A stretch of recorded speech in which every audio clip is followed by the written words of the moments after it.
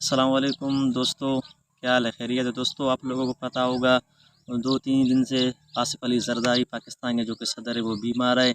تو social media آپ لوگ دیکھ لیں تو آپ کو پتہ چلے گا، بعض لوگ پتہ نہیں کیا گالی دیتے ہیں، بعض لوگ بد دعا کرتے ہیں، بعض لوگ دعا دیتے ہیں، بعض لوگ یہ کہتے ہیں کہ وہ مر جائے۔ تو بھائی دوست، اللہ فرماتے ہیں وَلَن يُؤَخِّرَ اللَّهُ نَفْسًا إِذَا جَاءَ أَجَلُهَا، یعنی جس انسان کا مرنا جہاں پر لکھا ہوگا وہی وہیں پر مرے گا، لیکن ہم اس سے نفرت اس وجہ سے کرتے ہیں کہ وہ کام نہیں کرتا، مظلوموں کا، غریبوں کا دشمن ہے۔ تو بھائیو دوستو، میں آپ لوگوں کو ایک بات بتاؤں، سب سے پہلے ہمیں چاہیے ہم اپنے آپ کو سدھار لیں، یعنی اپنے جو دل ہے نا، اپنے دل کو صاف کر لیں، اس کے بعد ہم دوسروں پر تنقید کریں۔